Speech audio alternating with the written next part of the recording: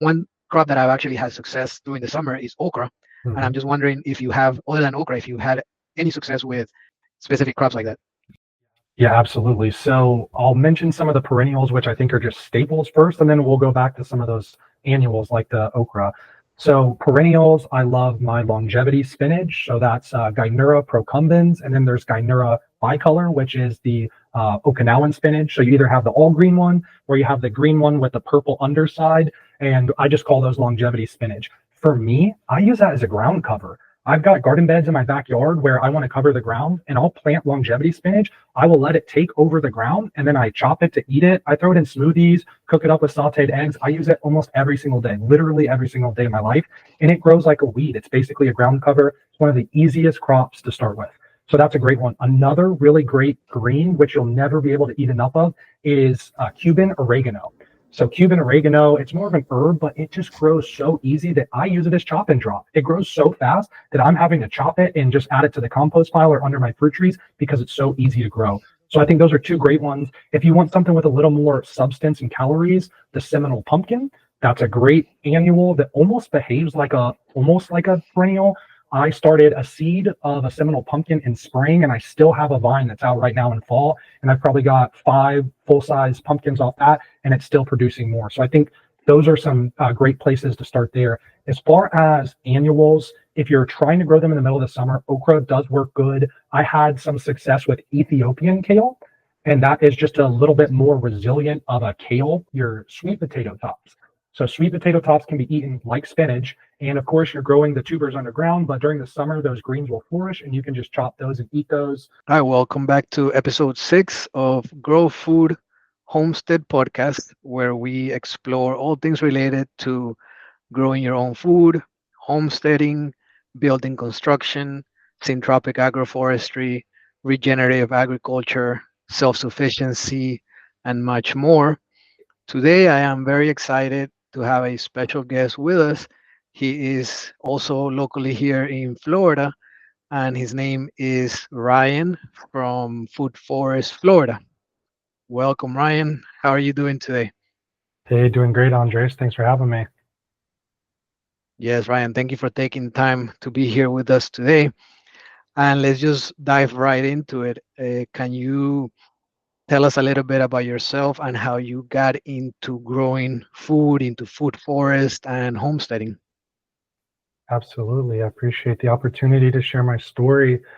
So it all started with me through health and nutrition. So I started off playing sports and I was passionate about sports. I was a baseball player and I wasn't quite physically built well enough to succeed in baseball. But the edge that I did have was I worked out really hard and I explored nutrition as a means to help my athletic abilities grow as well. So I got into sports. I started exploring how can I get an edge to with my nutrition to be a better player. And through that, I started watching documentaries, I started learning about organic foods, and then I started going to local health food stores. And that's really where the game changed for me. As soon as I started going to the health food stores, I would talk to the employees. They would tell me about foods to eat, supplements to try, tell me about farmers markets that I could go to. And then I eventually started working for one of those health food stores in the Tampa, Florida area, Central Florida and West Central Florida. And when I worked at that health food store, naturally, I just started to learn more about the food supply chains, where food came from. And then through that process, I then wanted to grow my own food. And I actually, after I graduated from University of South Florida in my undergraduate degree, I then moved to Hawaii. And I moved to Hawaii to do something called woofing, and it's an acronym. It means Worldwide Opportunities on Organic Farms. It's a huge acronym, I know. But on that woofing program, what I did was I worked on an organic farm, and in exchange for my work, I got to live in Hawaii for free, and I got to work on these self-sufficient farms. So through that process, I basically learned how to be self-sufficient, how to live off the grid, how to grow all my own renewable foods and renewable resources. And that's really what led me into the permaculture and homesteading lifestyle. Oh man, that is a awesome journey, right? To go from sports and obviously being centered in health, and then really trying to figure out where our food comes from. Similarly, to me, it was around 2020 with a lot of supply chain disruptions, is when I started thinking about, hey, where does our food come from? And obviously, different path, but just the ability to know where the food comes from, I guess, is a very motivating factor to getting into growing food and homesteading and self-sufficiency. And it's awesome that you lived in Hawaii. I've never been over there, but I know that there is a lot of different agricultural methods over there. And since they have great climate, then you could grow a lot of different types of tropical foods, similar to here in South Florida and in Florida all around. Absolutely. Let me ask you, so once you got into growing your own food and the self-sufficient farms, what were some of the biggest challenges that you faced when you first started learning how to grow your own vegetables, fruits, and raising livestock? I think the biggest challenge I had was believing the myths that I heard my whole life growing up of being a Floridian. Growing up in Florida, all you hear is our soil is sandy and it's terrible and you can't grow anything. And so I believe that because I had never tried growing food here in Florida. And once I started trying to grow food myself, I learned that it wasn't necessarily the soil, it was the mentality that we took to our soil. So often we will take kind of that northern climate mentality of trying to grow broccoli in our summers here because that's when you grow it up north. That's the traditional way to grow this crop. And then you try to do that in Florida, or you try to grow tomatoes in the middle of the summer and you don't have success. And then you think, oh my gosh, either I'm terrible as a gardener or it can't be done here in Florida. And what really changed things for me is when I got turned on to David the Good's work. And David the Good was a famous YouTuber based in Florida. And he really just simplified another a man of faith, which was definitely an influence in my gardening path as well. And he really just simplified things and said, maybe we just need to find crops that do well in our area and focus on those as our staple foods. So my mentality kind of shifted away from forcing a crop to work to finding the crop that worked for my area and using that as my primary food source, really. Well, that is awesome, and it makes a lot of sense. I think that we are brought up with a lot of myths or misconceptions, not only related to growing food, but with many aspects of life that as we grow up, we have to then question things, right?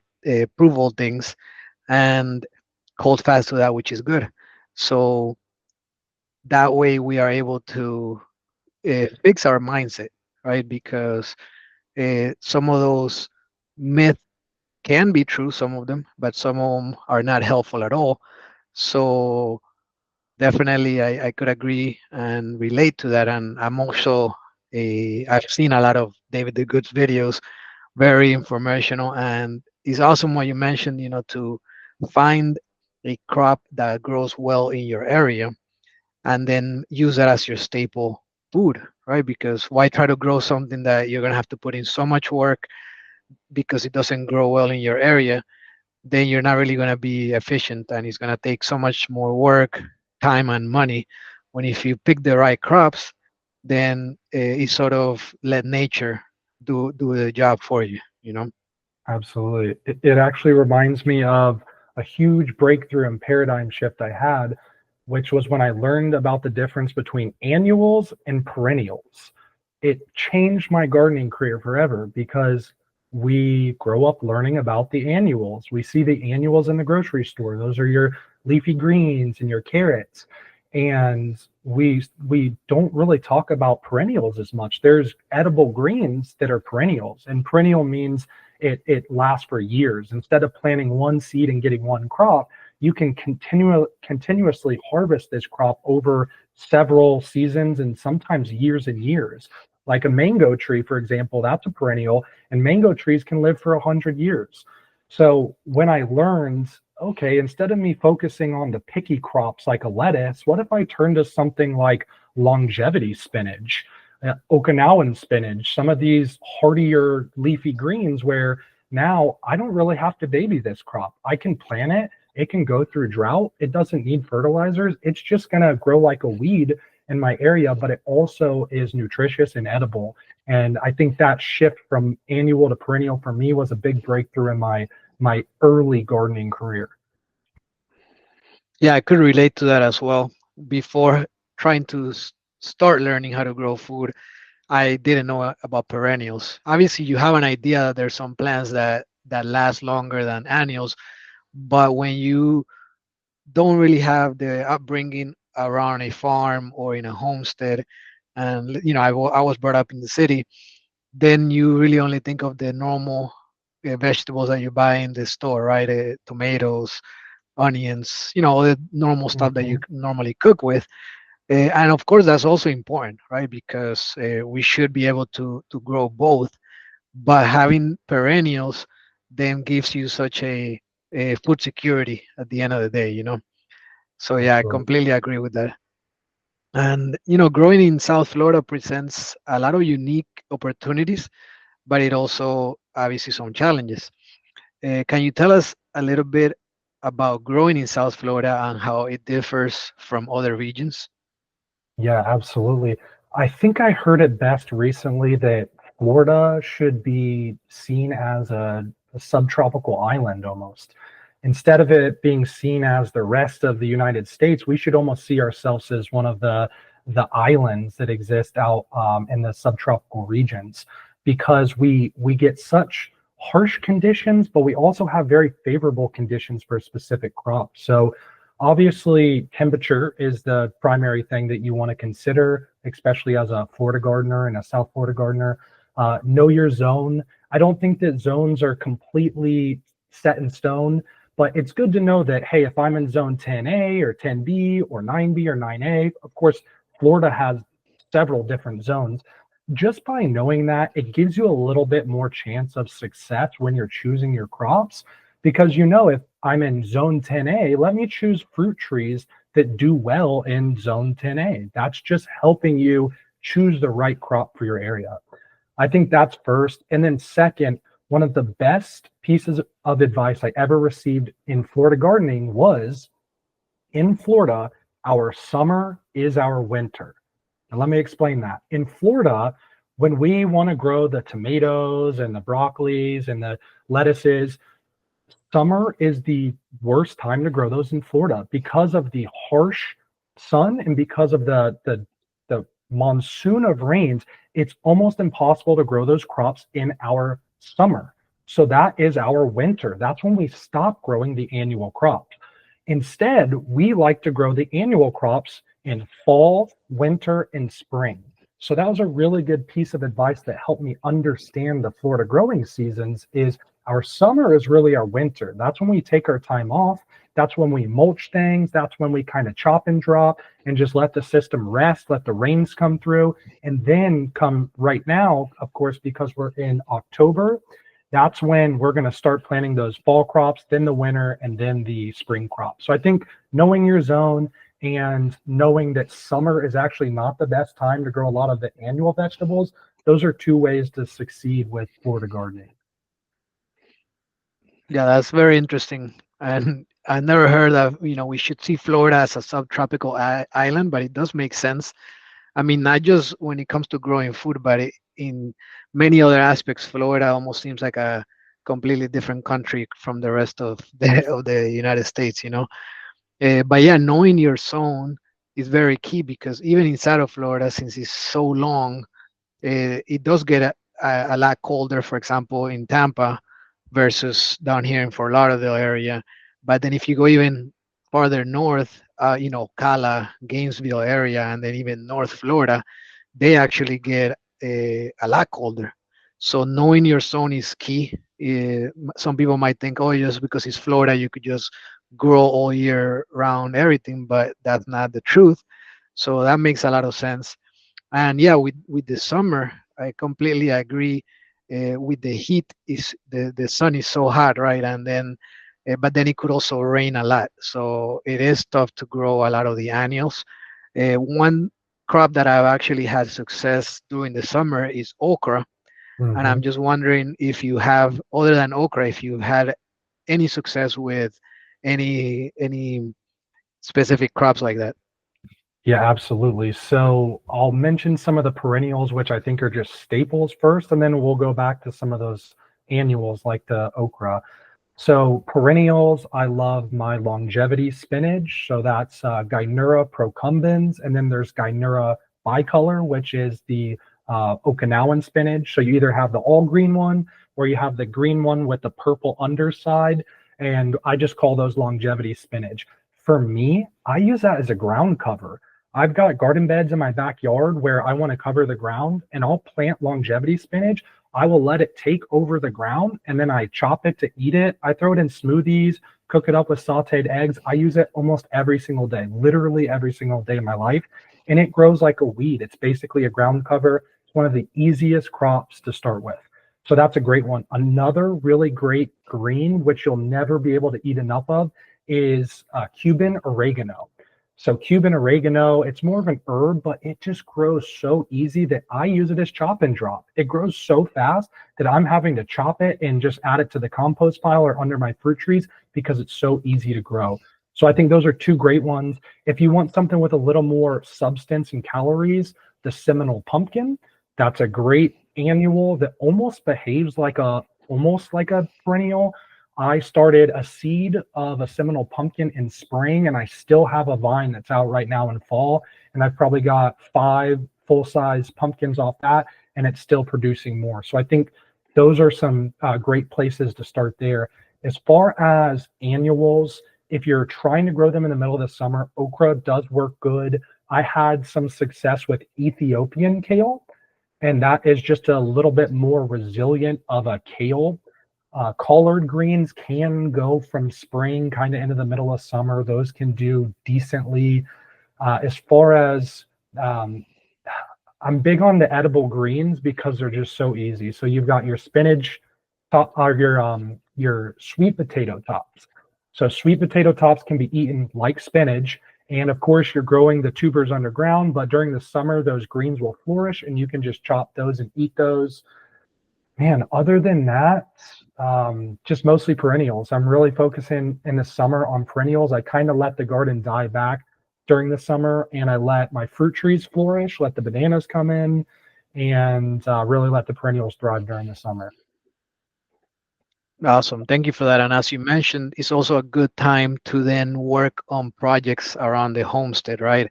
Mulching, or if you're going to start a new area of your property, you could work on the raised beds, or if it's a food forest, there's a lot of land works involved with homesteading. So the summer is a good time. As long as it's not pouring rain, you could be working Mhm. in outside, working on those projects, which then a couple weeks later, you could start planting. But it's interesting you mentioned Cuban oregano because I've had a lot of success with that. But then I'm wondering, because you're saying you use it as chop and drop, but then how do you prevent it from it keeping spreading, right? That's a great question, and that's how I know that you actually grow it, because that's the problem that you will have with Cuban oregano is even the leaves. You can cut a leaf off, and if it has just a tiny bit of the stem, it will grow from the leaf. Again, this is a great plant if you think you have like a black thumb or whatever and you can't grow anything. You can definitely grow this plant. Everyone can grow this plant. And just to mention real quick, there are two different varieties of that. The all green variety of the Cuban oregano, that one's a lot more prolific. You also have the variegated variety, which has the white and the green mixed together. That one grows a little bit slower. But to your question, how do I prevent it from regrowing? You got to be careful. I have several compost piles around my yard. If I mix it up in a compost pile well and I'm flipping it often and I add some wood chip mulch to it and I'm flipping it, they will die. I have another compost pile that's right next to one of my gardens where I just throw green scraps and I'll let it break down and then I'll add it back to the garden. In that pile, there is Cuban oregano that's already growing back out of the pile. So I would say If you have an active compost pile, you can definitely use that and flip it.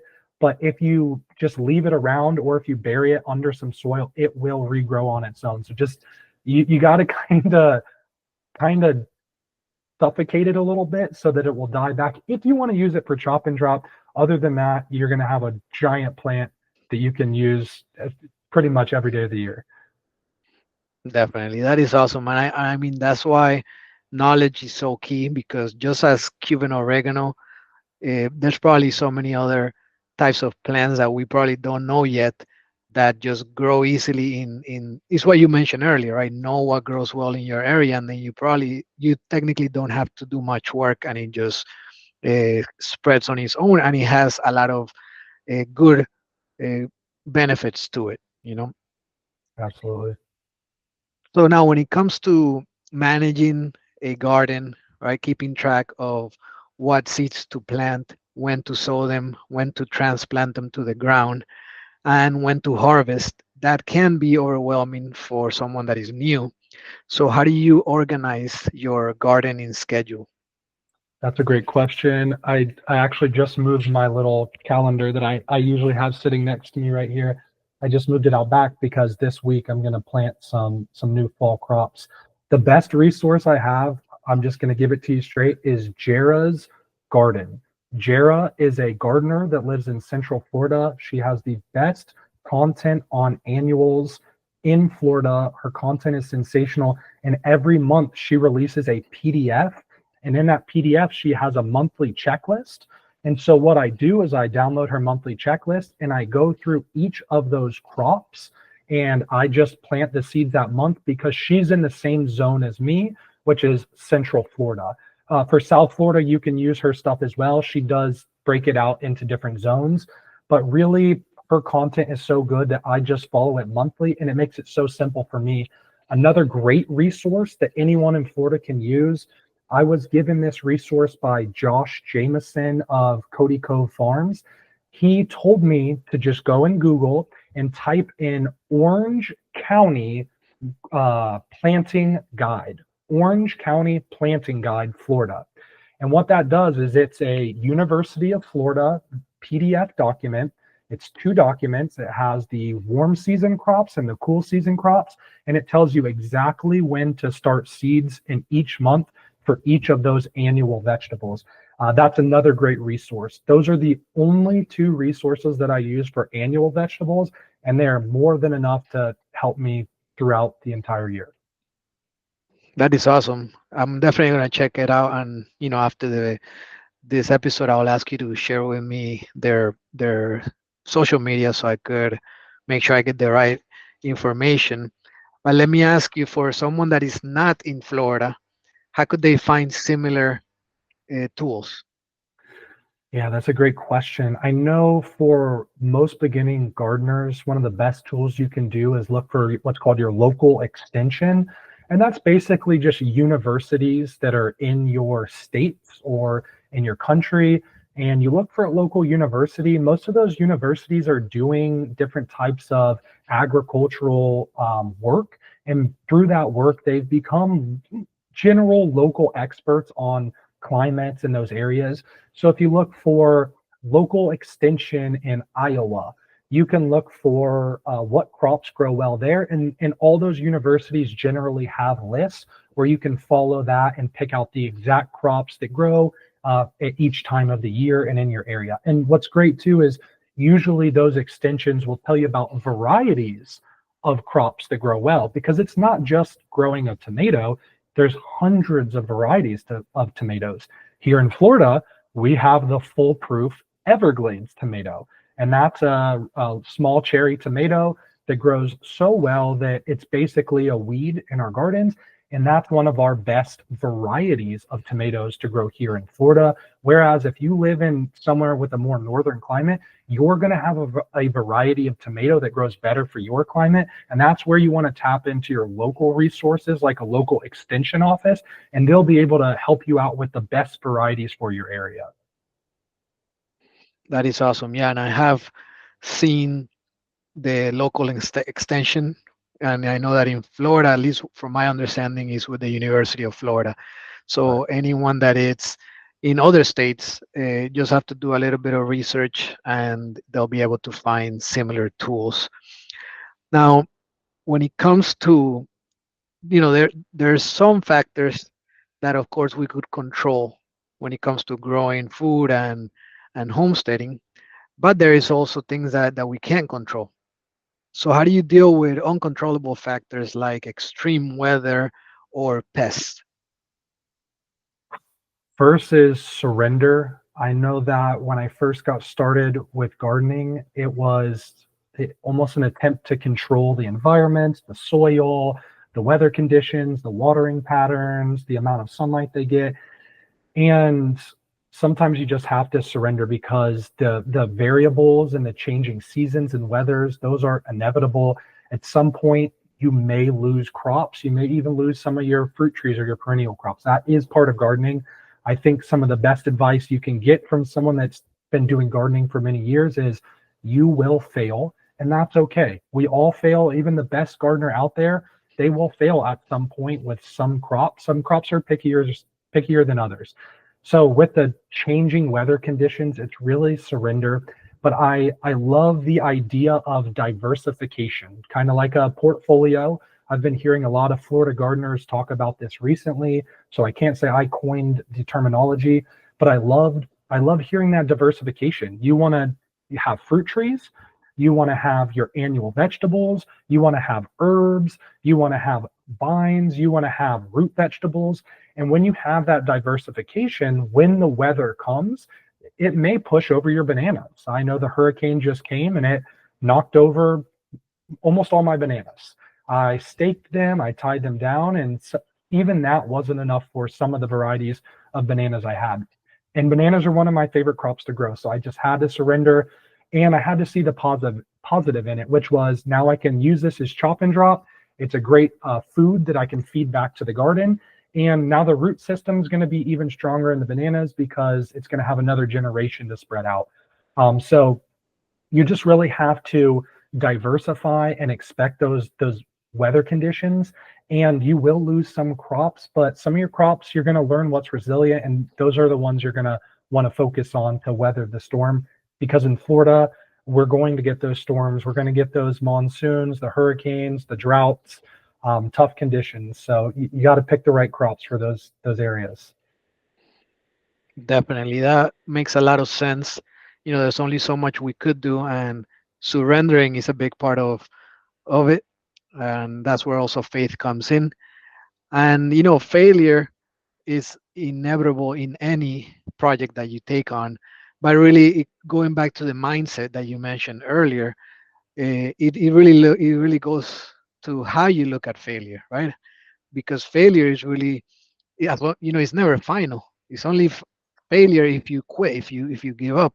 So really, failure is just a part of the process and journey to success, right? And then diversification, I completely agree with that. And how I see it is, let's just try to plant as much as we can. Fruit trees, annuals, veggies, herbs, vines, root vegetables, as you mentioned. And some of them are not going to survive, but then the ones that do, we know that they are strong, they have strong genes, right? So then you're able to save those seeds, and now you're gonna have a good genes on those seeds that you have. So I think it's just a matter of doing a lot of work, and you're gonna get some results if you put in the work. Absolutely. And I'll share something with you real quick is a mentality that I developed now that I have a garden is if you have a compost pile, there's no such thing as failure in the garden.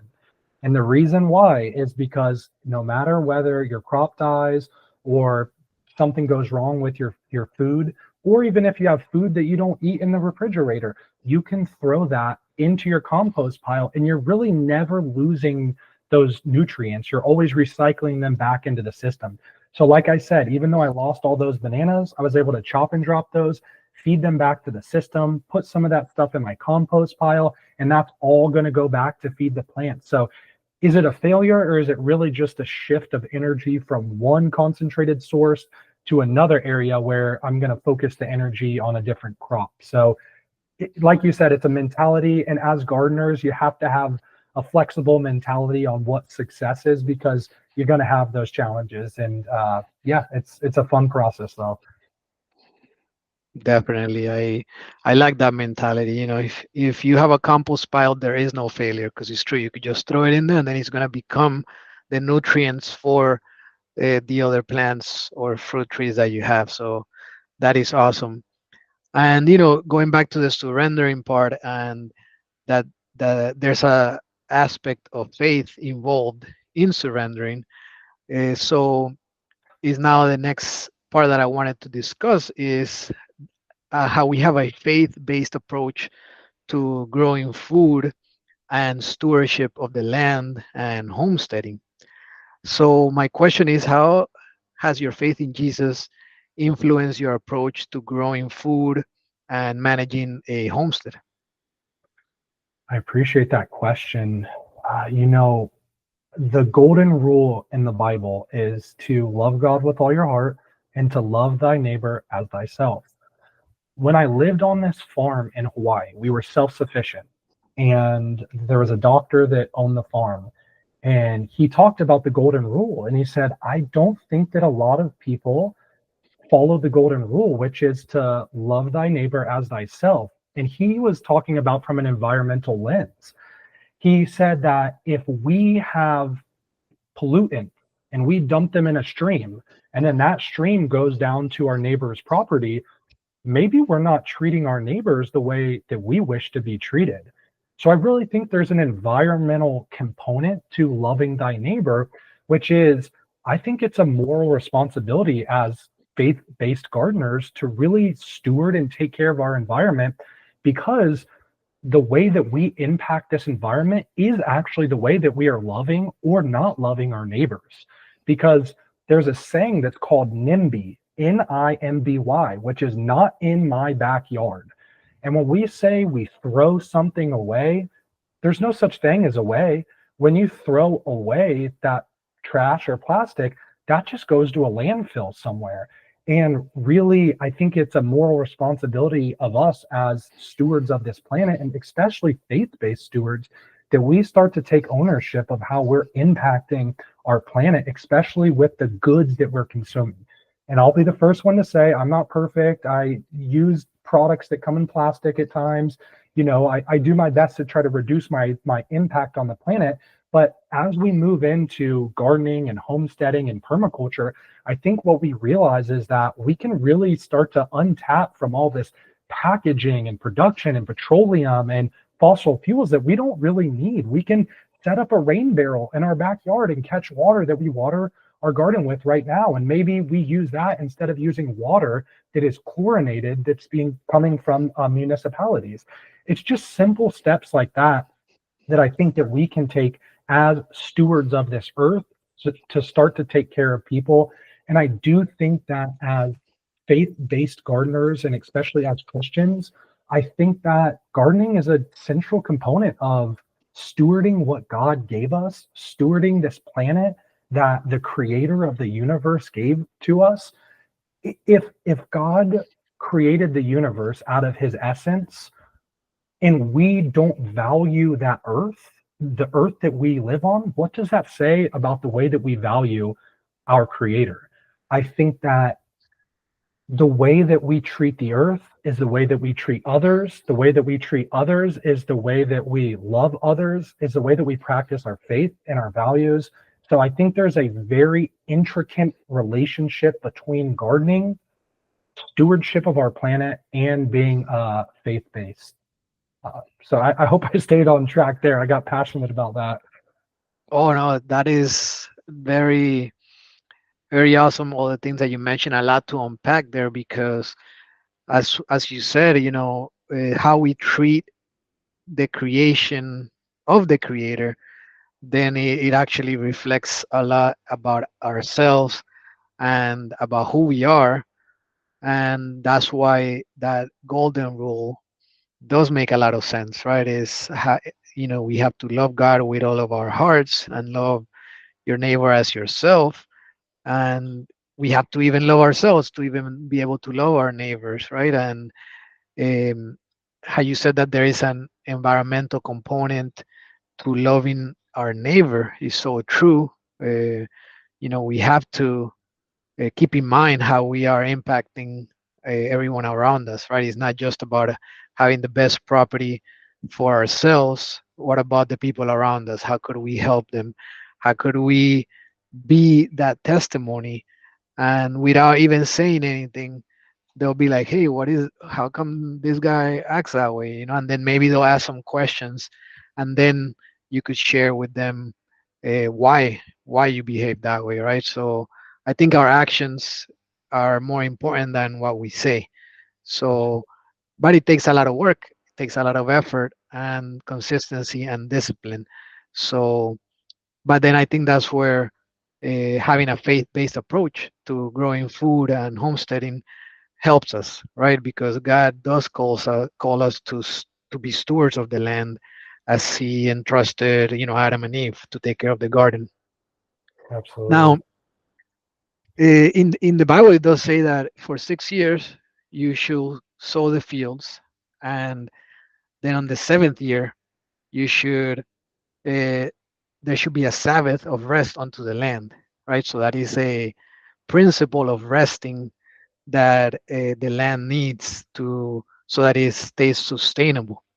So that's one example of how we could use a principle from the Bible to concretely use it in growing food, right? Letting the land rest. What other biblical principles guide your decisions around land stewardship or sustainability and self-sufficiency? Yeah, I love the scripture that you and I talked about, Andres, before we jumped on the podcast, which was Romans 8:28. I love the it's called the New Living Translation. It's like a simplified version of it, and it's easier for me to read sometimes than the King James version. But it is all things work together for good for those who love God. And that sounds biblical, right? How does that apply to gardening? Well, I think it goes back to what we said about diversification and surrender, is that we're always going to have setbacks in gardening. I just went through the biggest setback I've ever had in my gardening career, and that was the Hurricane Milton that just came through. I had to make a very difficult decision, which was here in the Tampa area. The hurricane at the time was expected to come right through Tampa. And I had to make a decision, which was, do I want to cut all of my trees and my plants in half, remove all of the leaves to possibly save my plants and set them back till next year? Or do I want to leave my plants intact and there's a chance that they all get blown over, ripped out of the ground, and I lose them all? So I personally made the decision. I came through with my bananas. I removed every single leaf on all of my bananas. I had to cut with some loppers. I cut some fruit trees in half. A lot of my annual and perennial vegetables I brought down to half. And really, I set some things back until next year.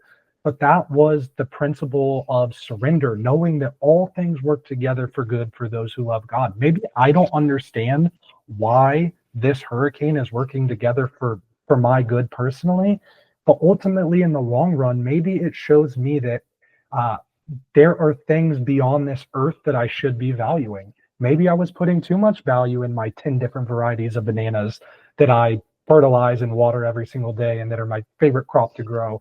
Maybe it was telling me that I need to focus on things that are bigger than just my backyard and my own garden. Maybe I needed to think about the garden of my community and how I communicate with my neighbors during a time of a natural disaster. So that's one way that I really grew through this natural disaster was I grew closer to my neighbors than I've ever grown before. And what if that ultimately was God's intention through this hurricane for me and my family was to become more connected to our neighbors, to our community, to our families, and to really grow in our surrender and our faith in God, knowing that no matter what hardship we go through, things will grow back. And of course, they did on all my banana trees right now. They've got 5 new leaves already. And I've got 2 racks of bananas that are still hanging on through the hurricane that are on 2 of my banana plants right now. So that's one of my favorite scriptures that helps me remember that even in my small human mindedness, that if I don't understand what's going on right now, maybe God's writing a bigger plan that is a purpose and a pathway for my life that is beyond my small awareness, that is in the long run going to work out better for my good. Yeah, definitely. I mean, there's always going to be setbacks in life, not just in gardening, right? And depending on where we are putting our faith is going to then show how we are going to react to those setbacks. And it goes back to the whole failure thing. Depending on who you put your faith in, or what you put your faith in, then that setback or that failure can be catastrophic, right? But how you mentioned this situation with the hurricane, it actually became an opportunity. So a difficult time actually became a opportunity of growth and getting closer to your community. So I think that's something that we could apply to everyday life in our daily um, in our daily routine. There's gonna be moments where even though we might be doing everything that we can, something might happen, right? But instead of complaining about it or dwelling on the negative, we should try to see how we could make this an opportunity for growth. And it relates to growing food, right? Because food grows. So if we grow, our food is gonna grow. Absolutely. Um, so yeah, I mean, faith and homesteading, I think is they are intertwined, right? Especially when it comes to taking care of the land and the food that we produce with our family. Do you think that there is any spiritual lessons that could be learned from working the land and that would impact our life? Patience. I think patience is the greatest lesson that we learn as gardeners. Is there are some crops like radish where you can plant them and they sprout quickly and you can have a crop in a relatively short time. But really, it's patience. I know that mango trees have taught me that. So I've got probably 7 different varieties of mangoes, and every year I'm just waiting. Like, this is the year I'm going to get mangoes, because I've only been at my house for 2 years now on this property, and every year I'm like, this is the year I'm going to get mangoes. But I just have to surrender, and also knowing that with that mango tree, it might be better if I, instead of it producing one fruit, maybe I pull that fruit off and wait till next year when it's a stronger tree and it can produce multiple crops. So really, I think patience is a lesson that we learn that is often advocated for in the Bible. It's definitely a lesson that we learn by stewarding the land. And I think for me, uh, I don't know if this would be a lesson, but it's just a connection that I feel when I'm in nature. I've always thought of it this way. When I'm sitting at a table or I'm on a computer, that table and that computer were made by man. They were made by natural resources that were made by God, but they were then altered to be something that man uses.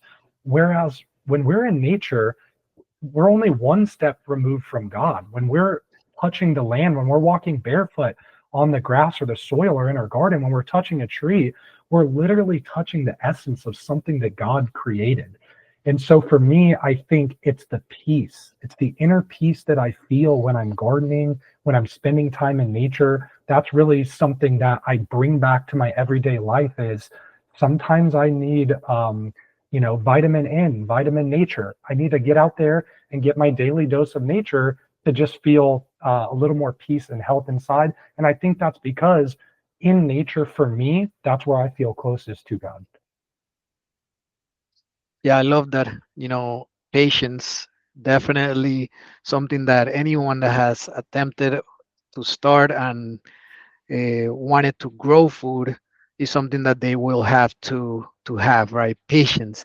But then the awesome part and how so many verses in the Bible that are spiritual actually relate concretely to physical life, because patience is actually a fruit of the spirit, right? Mm, So to harvest patience, you have to put in a lot of work on your spiritual life.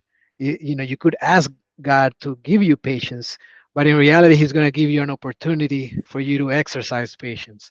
So Mm, it's tough, right? You need to put in the work. It's not just given. You have to work for it. You have to cultivate that fruit. So I love that mindset of, hey, growing food and homesteading and stewardship of the land can help you harvest patience, and you will also harvest mangoes. So it's like a double, it's a double reward, you know.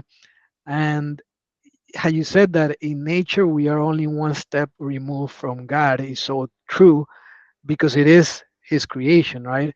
But then one thing that I like to mention is that, you know, we worship the creator, not the creation, right? And that is a big distinction, because um, by working the land is how we get the fruits, right? But at the end of the day, we must be thankful for the creation to the creator, right? that's Not right. worshiping the creation itself.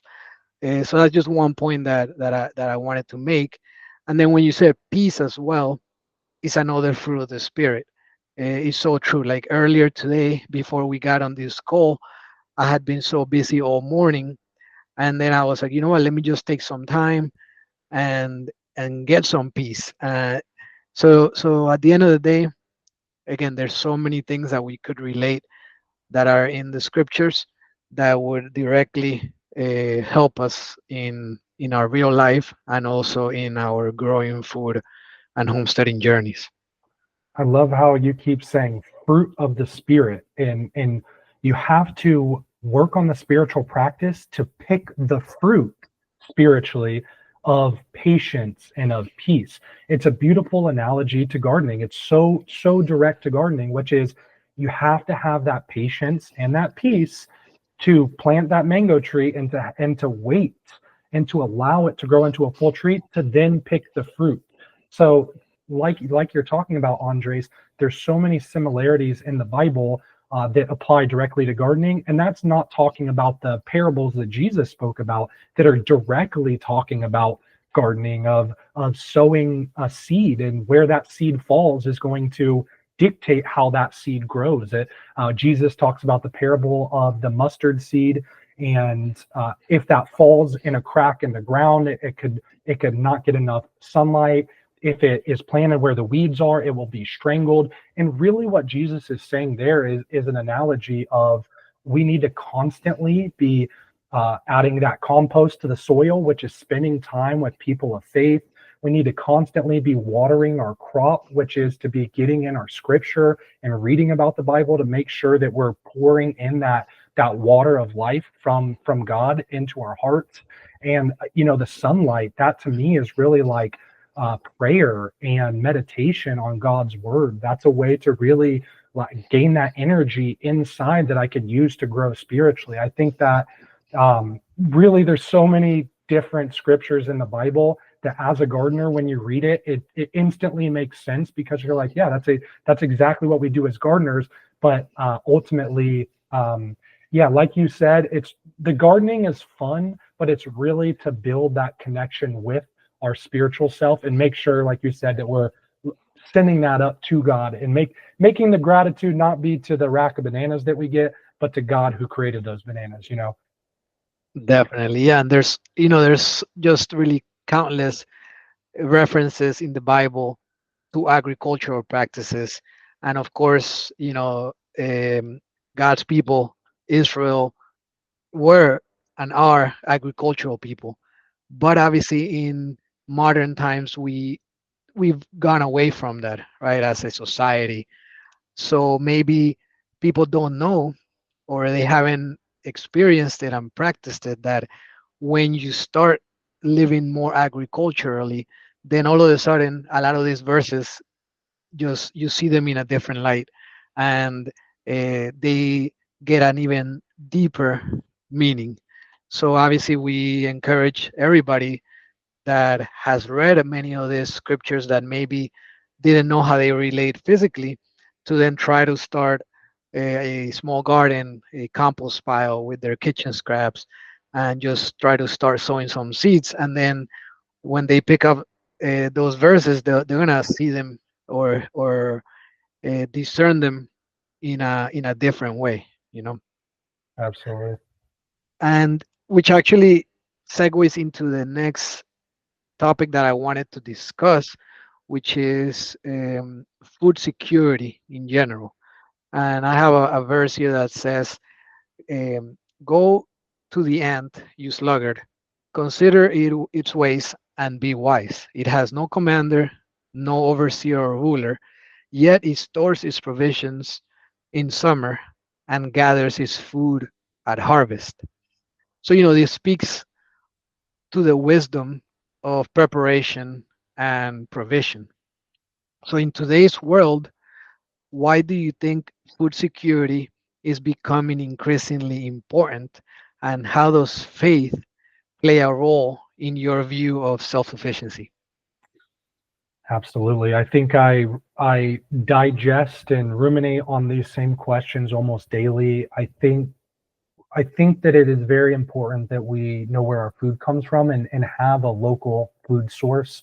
I'll give a very simple example. During this last hurricane that came, Milton, we lost power for 7 days.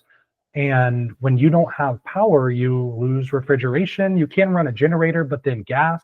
We were out of gas at the gas stations as well. So ultimately, you're going back to living off grid. And if you don't have solar, which we're not currently on solar, we didn't have any electricity. So during those times, you really have to rely on food security. So obviously, you can have the stored beans and rice and things like that, but if you really want to have those nutrient dense foods and those living foods, that those come from the garden. It goes back to diversity again because some of those annual vegetables, they're not going to last through those storms. They're not going to last through the different seasons. So that's where you need those perennials. You need those fruit trees. You need those mulberry trees. The mulberry trees, which are super resilient, which are going to grow in almost any state in the United States, just a tree that is loaded with fruit that is very resilient. So I think that food security is very important. But Andres, this is something that I've been wrestling with over the last year, which is I think faith is more important now than it's ever been before. Because, yes, I grow my own food so that if there were to be some type of disaster or unfortunate situation, I would like to be able to provide for my family and my community. I think that's very important. Also, I'm a nutritionist professionally, and what I do is I do nutrition research daily. So I'm a big proponent for the nutrient density of foods. And when you start studying that, and I got my master's degree in that, you really come back to growing your own food because ultimately that's the most nutritious way to source your food. But with all that being said, the reason why faith is so important is because I can't control it all. And I give it up to God. If it is God's desire that we go through a hardship and the food system is out of my control and I don't have enough food planted here on my property, I surrender to that. I'm comfortable with the inevitable, which we're all going to face one day, because I believe in Jesus Christ. And that solace, that peace that gives me, it makes me live with a peace in life, knowing that, yes, I have food, but God forbid if that food were to run out and that were the end of my life, I'm content with that because I know where my next journey is going to be and I'm optimistic about that. So I think it's something that I have a foot in both camps of. I am all faith based and everything goes up to God, but at the same time, I do think it's important that we grow our own food because I think that we are going to go through more times like we did with 2020 and COVID, like we do during hurricanes here in Florida. It's very simple: power outages, snowstorms. There's all different ways where we can lose power or lose access to grocery stores. And that's when I think it does become important to, grow our own foods, prepare our own foods, do some homesteading, have some of that pickled or sun dried or dehydrated. I think it's very important that we have that to be able to provide for our families and our community. Definitely. I agree with everything that you said.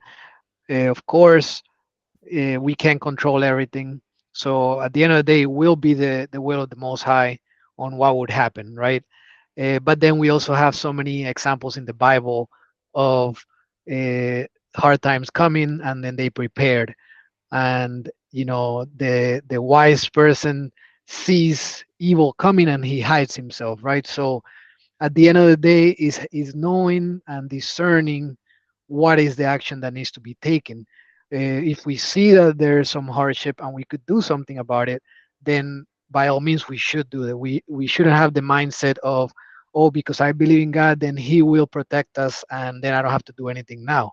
That's right. The mindset should be, what can I do now, well, to help my family in the case of a tough time, while knowing that even though I might have done everything in my power, at the end of the day, if it was the Most High's will that we lose all of our crops, then we know that He's going to provide somehow, right? But we still have to do our part. We can't just um, leave it all up to, hey, whatever happens, He's going to protect me, because then He's going to say, hey, I gave you all the tools necessary and you didn't do anything.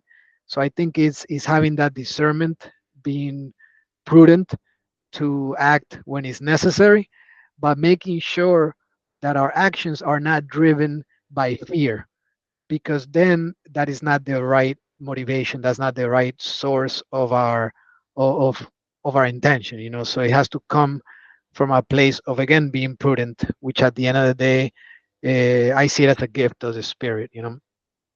Absolutely. So now, still in the topic of food security, I remember, my dad, he tells me how I'm originally from Colombia. And when he grew up in the 50s, he was born in 51. He remembers in the countryside, his family, they had, a little bit of cows, they had some annuals, they had some perennials. So it was a normal thing that, and how I see it, and of course I may be wrong, but what I think is that that was probably the last generation where the children born in the 50s were the last children generation where their parents still had the knowledge of having livestock, of growing their own food, and it was a common thing to see the cows being milked in the morning, right, or harvesting whatever crop is on season. So why do you think that the basic knowledge and skills needed to grow your own food has been lost over time? It's a great question. It reminds me of a quote that I heard from an author, which is the number one thing that Americans fear is discomfort.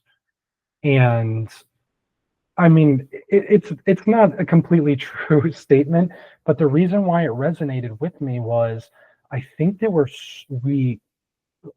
we as a species, as human beings, we seek comfort because we live through such hardships. I love my air conditioning. I live in Florida. I have air conditioning. Without this, it would be very challenging to live in Florida.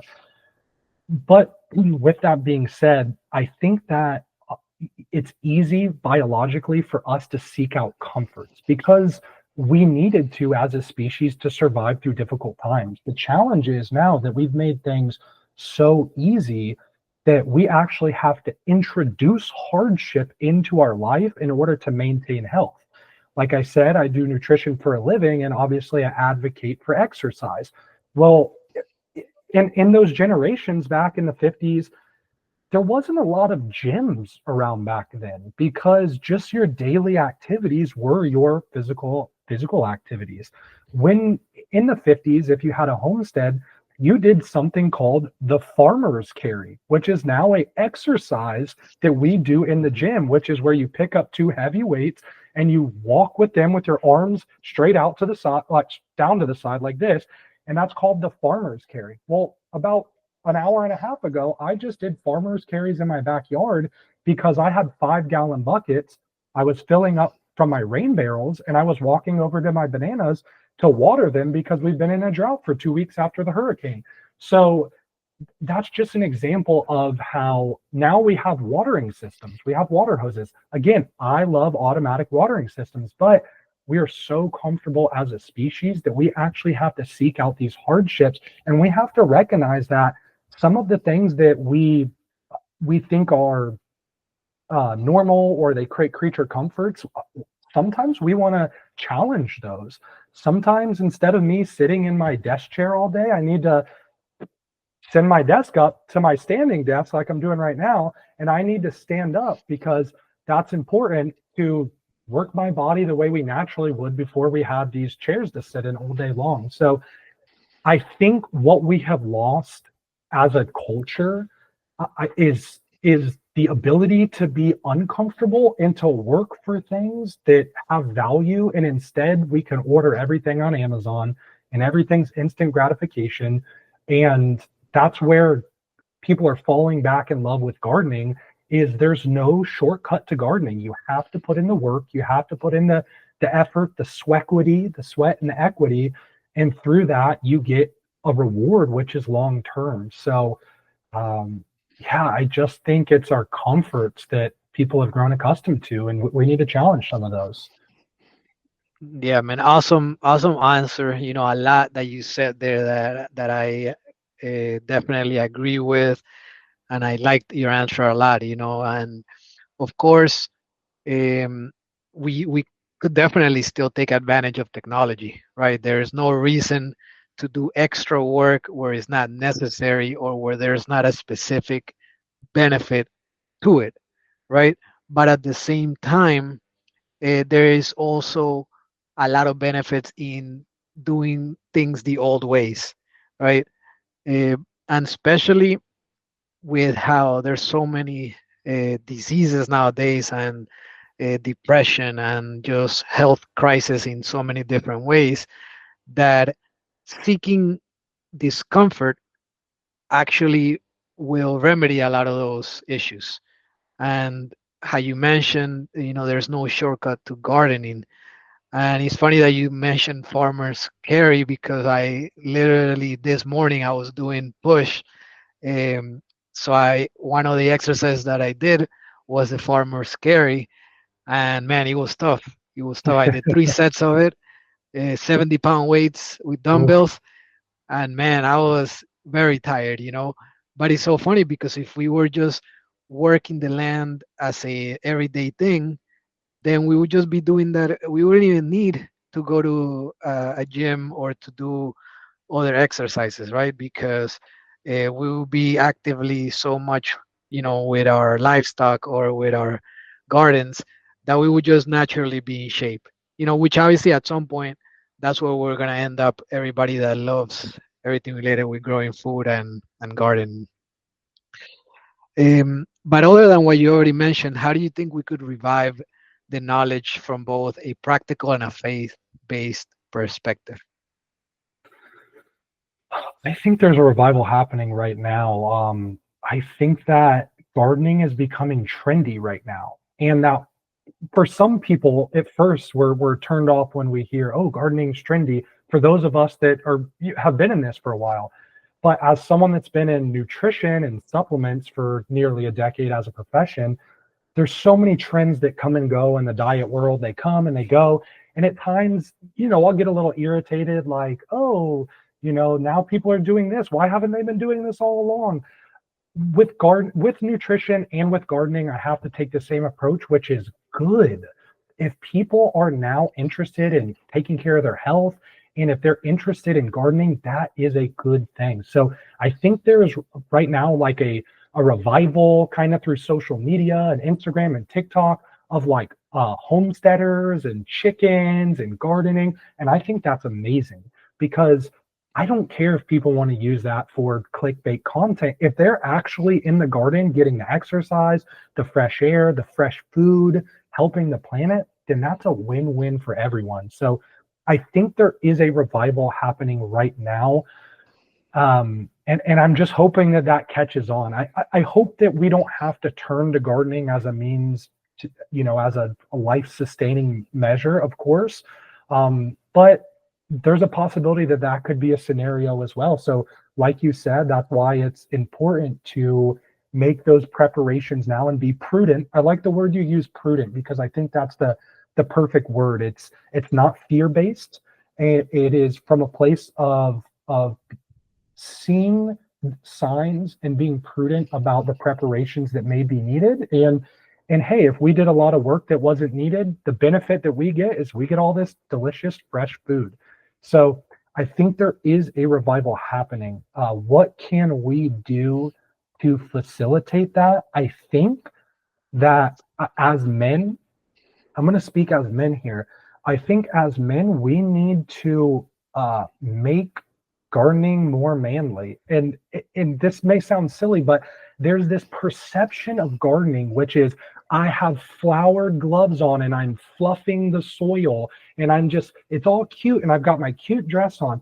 People think that that's what gardening is when I tell them that I garden. Meanwhile, like I said, I'm doing farmer's carry with extremely heavy buckets of soil and water. I'm moving wheelbarrows with logs that I've cut up from trees that have fallen down with my chainsaw, and then I'm using those to build hugelkultur or to chop them up to burn to make biochar.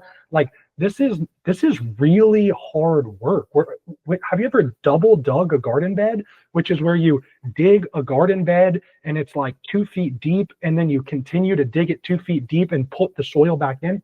We're talking hard work. I think one of the ways that we can bring revival back to gardening is to be vocal to other men about how gardening is awesome. Gardening's kick butt. Like gardening is a great workout. It is physical. It is something that as a man you can get that physical exertion that you want that maybe you do in the gym. You can do that in your garden or in a food forest. And for me, that was one of my favorite things about getting into permaculture was I love exercising and I love nature. And the only way I could really combine that was like trail running. And in Florida, it's kind of tough. There's not a ton of trails to run on. So what I loved about permaculture was now I was doing these hard projects where I was getting to do heavy lifting exercises that work the muscles, that were helping with my body composition. But also the production of that was I was getting a ton of food and fruit trees and vegetables. So to me, I think that we as men need to be at of the revival of gardening is for manly men. And I think when we spread that awareness, it's going to open the door for other men to be like, hey, yeah, this is something that I can approach as well, and not feel like I'm being judged or criticized for it. Yeah, you hit on a great point, and of course, there might be some type of societal influence there where they purposely made it seem like that, because the reality is that a lot of the demand for gardening does come from, let's say, wives or women that are trying to learn. So you're right, I hadn't thought about, and it's a good question as to why more men are not getting into it. And it might be that they don't want to be looked at weak, or I don't know, it might be, I mean, I never thought about it myself because I just didn't care, right? If anybody didn't, if anybody thought that. But it's true, there might be like a stereotype that is completely wrong, similar to what you mentioned earlier, those mindsets and the myth of, oh, you can't grow in sandy soil in Florida. Where did that come from, right? That came from some type of programming or incorrect education that we were taught. So same thing with this gardening, and not just gardening, but homesteading in general takes a lot of work, right? And that's not to say that women can't do it, because at the end of the day, that's why there is the family structure, right? Uh, there is a place and a role, and we need it in all ways, right? So we're not saying in any way that women can't garden, right? But at the same time, it is very tough, and there are some things that hopefully men that listen to this are motivated to get into it and not really worry about what others would think, because yeah, it is true, there could be some type of stereotype there.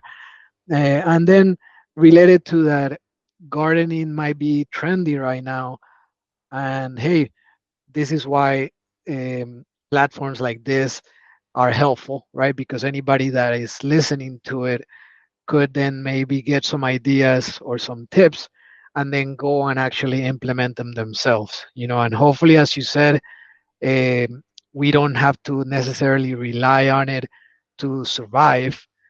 But hey, that might be the case in the future, maybe not in our lifetime, but how about for future generations?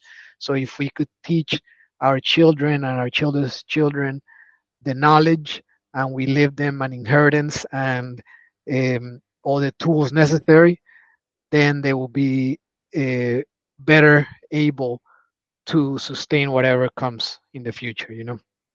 Absolutely.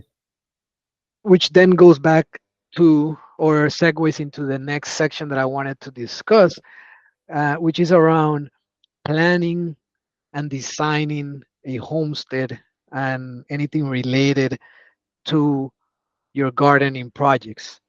If you that I really like the saying that if you fail to plan, then you're planning to fail, right? So sometimes when, at least my experience a couple of years ago, um, instead of me planning and designing, I just went right into it, and then I made a lot of mistakes, wasted a lot of time and money, right? So, can you share some lessons learned from any early mistakes in planning and designing your homestead or lack thereof? Oh boy, here we go. Yeah, I made some big mistakes right off the bat. I totally agree with you. I think it's a double-edged sword because on one end we want people to get into gardening, so we want them to get out there, get started, and to fail forward and to just learn through those mistakes. But to your point, I have spent a lot of time and a lot of money making a lot of mistakes. So I'll tell you the biggest mistake that I made in my current homestead. I moved here a little over 2 years ago, and the biggest mistake that I made, I went on Facebook Marketplace and I found an advertisement for grazon free, pesticide, herbicide free horse manure. And so I was like, okay, great. And they had a picture of this tomato plant that was growing huge. And they say, we grew this in our own soil. So I went and rented a giant U-Haul truck. I drove it over to this farm and I filled it up, I don't know, 4 or 5 times that day and brought it back to my property and covered 1,000 square feet of a piece of my property with all this horse manure. And I'm thinking, oh my gosh, I'm getting all this for free because it's a horse farm. They're trying to get rid of it. Long story short, I planted tons of vegetables in there, stuff that grew quick, like beans. And I just noticed that nothing was vigorous. Nothing was growing well. It would grow, it would get one leaf, and then it would never grow its second leaf. I started to do some research and I learned about this persistent herbicide that was called grazon. And grazon is an herbicide that is sprayed on the grass fields of ruminant animals like cows and horses. And when they eat this grass, that herbicide moves through their digestive system. And because it moves so quickly through their digestive system, it is still in their manure. So ultimately, I ended up poisoning 1,000 square foot of my yard. And I had to make the difficult decision that I had to remove that all from my yard. I could have waited a year or 2 years for this to possibly break down and tried to remediate the soil. But I made the decision, I'm taking this off. I'm an organic gardener. It's gone. I got to get rid of it.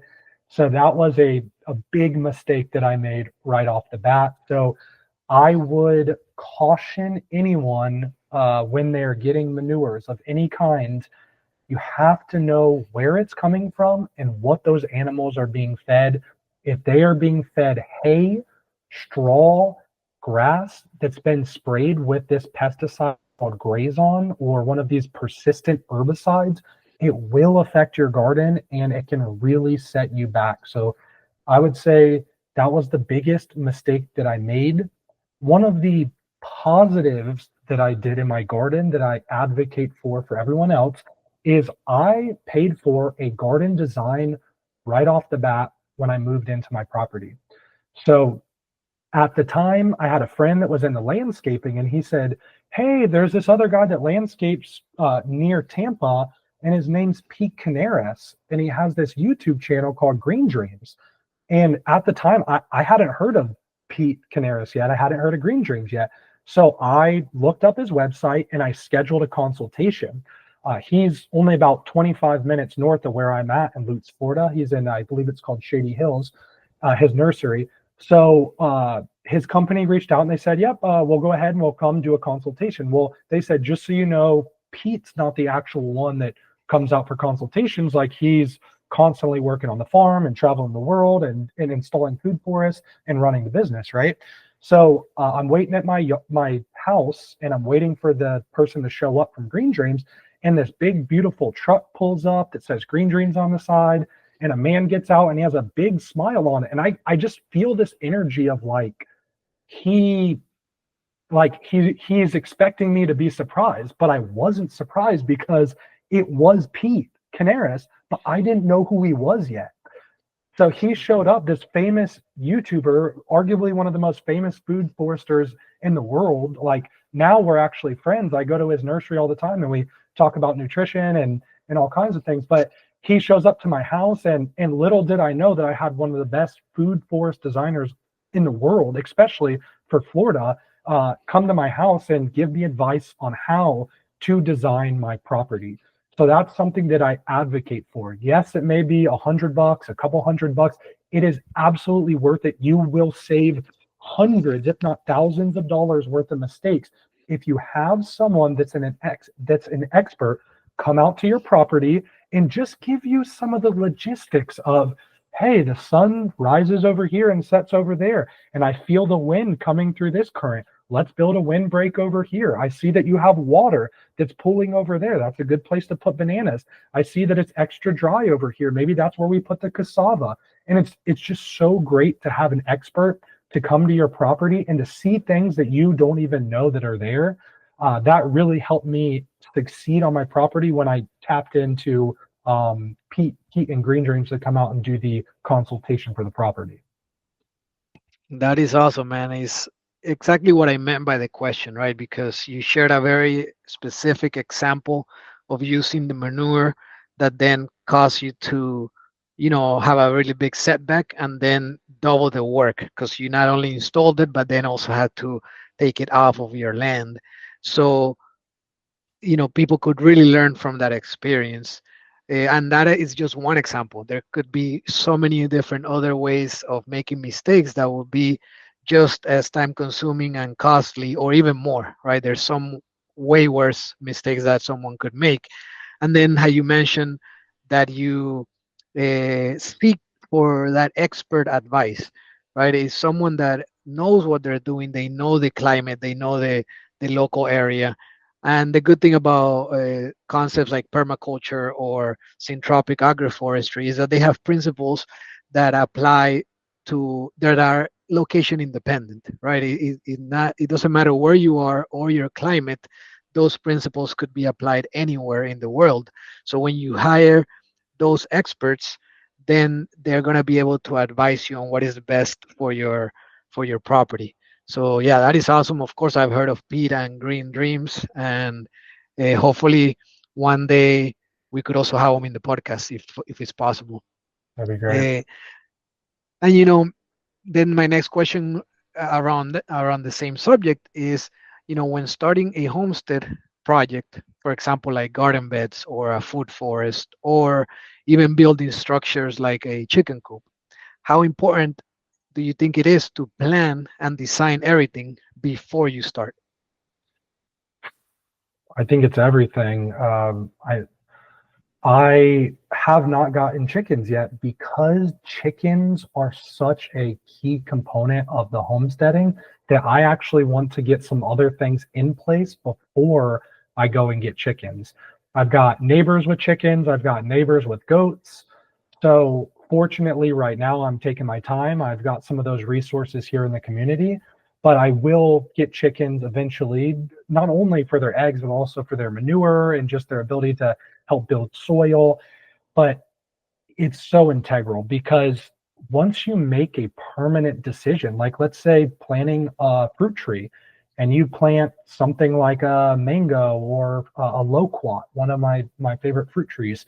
If you plant that loquat and then you let it grow for 3 years, And all of a sudden you realize, oh no, this loquat is shading out all the rest of this garden bed. And I could have maybe put that on the west side or the east side or the north or the south side of my yard so that it didn't block all that light. These are the reasons why in permaculture design, they say it's always important to observe your property for 1 year before you make any of these major decisions. Because in that 1 year, maybe you get a hurricane, maybe you get some floods, maybe you get droughts, and you're just going to learn the challenges that you're going to face on your property. And once you learn those up front, you can design with those in mind. So I would say designing, consultations, preparation, they're so key to success. I think when it comes to something like a raised bed, you those are pretty simple. If you want to put that somewhere in your yard and then you realize it doesn't work that great, that's okay. You can move that. Yes, it might be challenging. You might have to dig out some soil from a wheelbarrow or into a wheelbarrow and then transport it somewhere else. But that's one of the good things about a raised garden bed is that you could move that if you needed to, depending on the seasons as well. And one more thing that I will add to that is don't underestimate the utility of growing fruit trees in pots. So, Andres, I'm sure you've seen the YouTuber, the Orlando Gardener. He's a famous YouTuber that does mango trees, and he lives in Orlando and he grows mostly all of his mangoes in pots.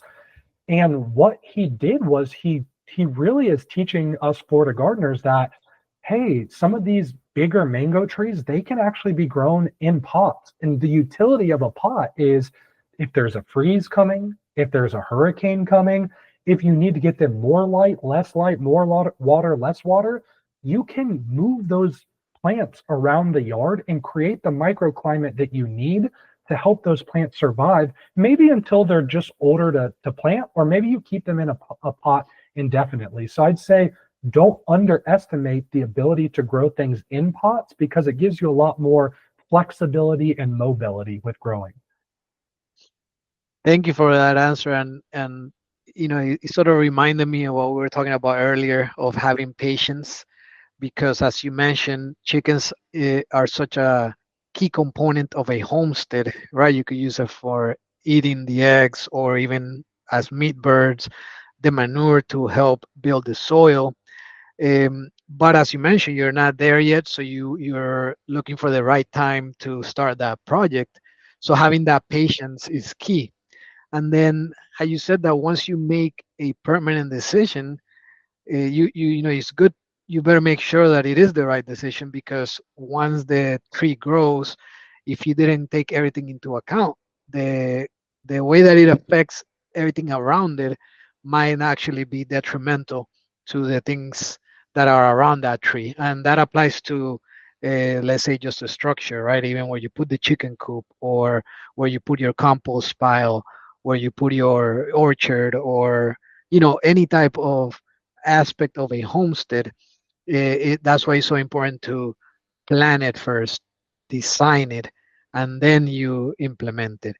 And how you mentioned, the principle of observing, right? So of course, we do want to still, as someone that is beginning, to start small and make small changes, right? So even though, yeah, you could take that 1 year to observe for large projects, they could still start with small things, right? So that's observe and interact.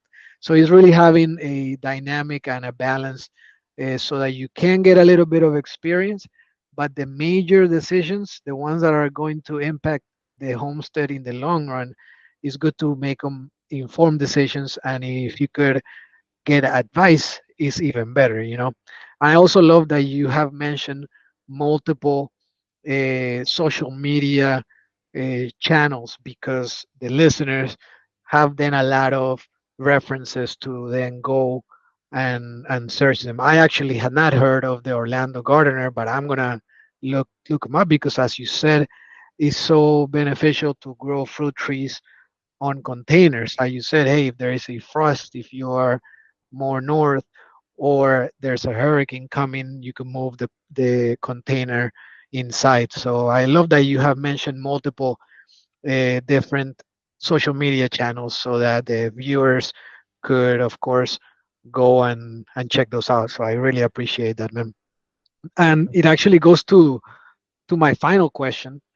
Actually, I have two more questions, but this one you sort of touched on it already, and it is related to the hurricane, right? Hurricane Milton that just came a couple of days ago, 2 weeks ago, and just wondering, how did you prepare for that hurricane, and what advice do you give homesteaders in any location how to deal with extreme weather events?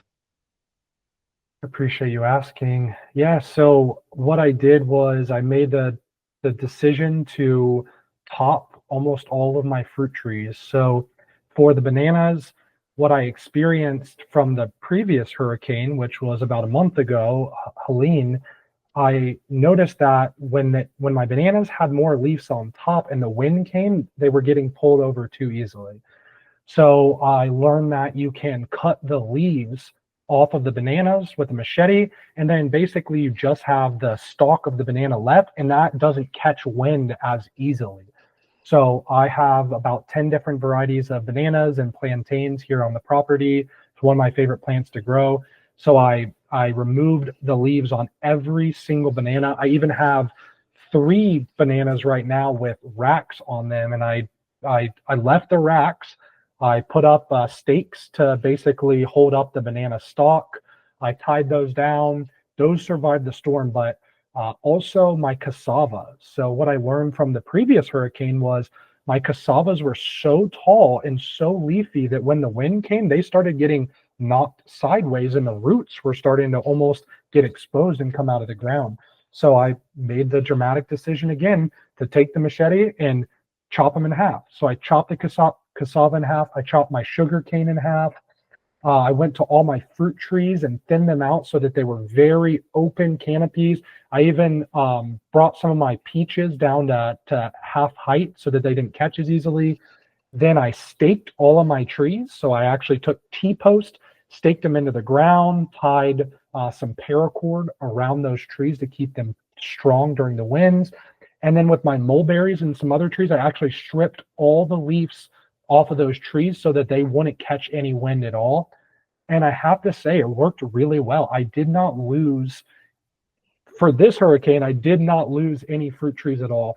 For the past hurricane, I lost my venti cohol bananas, which is one of the fastest growing bananas in Florida. And that's just because it grows so fast and it had so many leaves up at the top, and it was a relatively tall banana at the time. It caught too much wind and it got pulled right over. So I did pretty good for the hurricane with those preparations. And I would say the advice I have for people is keep that in mind. Uh, Pots are becoming my friend now. I didn't realize until I watched this YouTuber, Orlando Gardner, I didn't realize that you could grow mangoes that were prolific, that would make quite a big group of mangoes on a mango tree in a pot. And once I realized that, I realized, wow, there's so much utility of growing a fruit tree in a pot, because if there's cold here in Central Florida, I can move it. If there's a hurricane, I can move it. If there's a drought or just too much sunlight, I can move that tree into dappled light, into the shade. And so I would say don't discount the utility of growing even fruit trees in pots. And yeah, those pots will get a little bit bigger, but I use something called a dolly, which is basically like a little like thing on wheels, and you put that underneath the plant and you lean back with your body weight, and then it's very easy to move pots around the yard with that. So I would say, yeah, stake your trees if you have to, remove the leaves if you have to, prune them before the big hurricanes, and then always diversify by having some plants in pots as well. Thank you for that, and I'm glad to hear that you did not lose any of the fruit trees. Of course, there were a lot of people in Florida that had a lot of, were impacted big time by the hurricane, especially tornadoes. There were so many, like I think a record amount of tornadoes in Florida during those days. But I think something that we've mentioned a lot today is preparing before, right? What can we do prior to what happens, right? Because setbacks happen, uh, hardship happens in life. So what can we do prior to it so that we could be prepared? And it applies to not just gardening, but homesteading and life in general. So I think anybody that listened and made it this far will have a lot of things to learn and also implement in their lifestyle, right? But from all the things that we mentioned, because we have talked about a lot of different things, and I think a lot of value have been provided to the listeners. But if listeners only take away one thing from this podcast, what's the most important piece of advice you would give to someone new to growing their own food or homesteading? I would say don't be afraid of failure. Start small, fail small. Don't be afraid of failure. Start small, fail small. Start off with a small raised bed or a small fruit tree in a pot. That's also gardening. It doesn't have to be a big food forest to start. Just start small. It's okay to fail and have fun with it. Gardening is supposed to be fun. It's not supposed to be something that causes stress in our lives. So just find the aspect that you love. If you love growing flowers, grow flowers. If you love growing fruit trees, grow fruit trees. If you love growing lettuces, grow lettuce. Whatever it is, just find that plant that you love to grow. Start small, fail small, and enjoy the process. Definitely, I agree with that. Start small, fail small, and then I would add, celebrate the small victories Mm, too, right? Because you can also be successful in those small things. How you said, even if you start with a small plant, small pot, that is gardening, that is growing food. It could be an herb that is there, easy to grow, right? So don't be intimidated by all these YouTube channels or influencers that have been doing it for 10, 15 years. You're like, oh, how could I get to that? I don't have the time or the money or the knowledge. But not just start with one small step, right? Like going up a stairs, you got to start with the first step, and mhm. before you know, you're in the second floor. So I really appreciate all the knowledge that you have shared, also the different experiences. I think that a lot of people could relate and learn from everything that you shared with us today. And before we end it, how can people get in contact with you or maybe follow your journey on social media? And do you have any upcoming projects or events that you would like to invite people to? Absolutely. Well, thanks, Andres. This has been an awesome conversation. I would say the easiest way to get a hold of me is on Instagram. It is Food Forest Florida. Food Forest Florida. That's it. Give me a shout, chat with me. Happy to connect with people in the community or anyone that loves gardening. And as far as events coming up, the event that I'm looking forward to is the Florida Permaculture Convergence. So this was an event that I went to last year that absolutely rocked my world, changed my life. It was the first time I had been to a permaculture gathering. It's an annual event. It's held in Central Florida. There was people from all over South Florida, North Florida, Central Florida, other states, other countries that came to the event.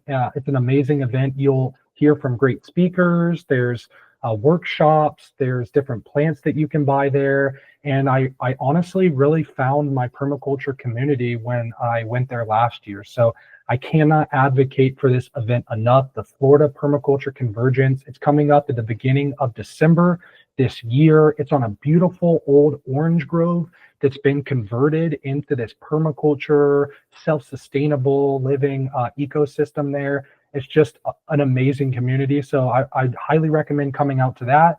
And hopefully I see you there. Come say hi to me, and I'd love to chat with you. Oh man, that sounds very nice. I didn't know about the Florida Permaculture Convergence, so I'm gonna check it out and I'll try to make it.